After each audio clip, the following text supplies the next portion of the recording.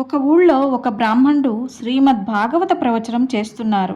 యశోద శ్రీకృష్ణుడికి ఏమి నగలు వేసి పంపించేదో చెప్తున్నాడు. ఒక దొంగ అక్కడికి వచ్చి చాలా ఉత్సాహంగా ప్రవచనాన్ని విన్నాడు.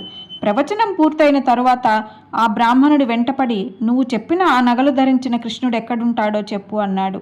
ఆ బ్రాహ్మణుడు బాగా ఆలోచించి, బృందావనంలో యమునా నదీ తీరం దగ్గరికి రోజు ఇద్దరు పిల్లలు వస్తారు. ఒక పిల్లవాడు నీలిమేఘ ఛాయలో పిల్లన గ్రోవి వాయిస్తూ ఉంటాడు. అతనే నేను చెప్పిన కృష్ణుడు అని దొంగ నుండి తప్పించుకోవడానికి చెప్పాడు.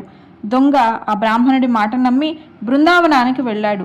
యమునా తీరంలో ఒక చెట్టెక్కి కూర్చుని ఆ ఇద్దరు పిల్లల కోసం ఎదురుచూస్తున్నాడు. ఇంతలో పిల్లన గ్రోవి వినిపించింది.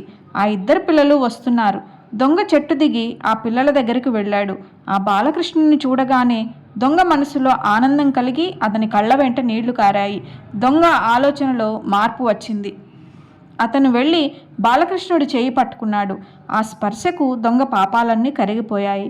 దొంగ అమాయకంగా కృష్ణుణ్ణి, ఎవరు నువ్వు అని అడిగాడు.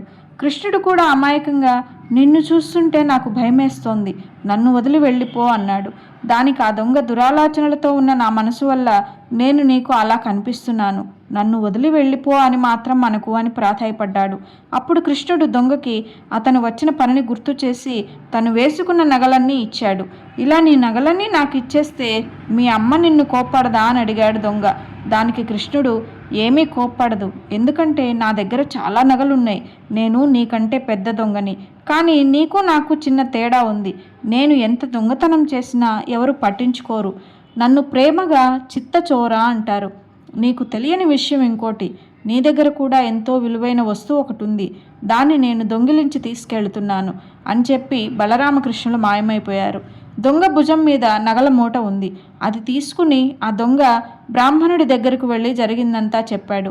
ఆనంద బాష్పాలతో ఆ బ్రాహ్మణుడు శ్రీకృష్ణుడిని చూసిన చోటు చూపించమని ఆ దొంగను అడిగి అక్కడికి వెళ్ళాడు. కృష్ణుడి జాడలేదక్కడ. ఆ బ్రాహ్మణుడు నిరాశతో, నీవు ఒక దొంగను అనుగ్రహించావు కాబట్టి నాకు కూడా దర్శనం ఇవ్వవా అని అడిగాడు.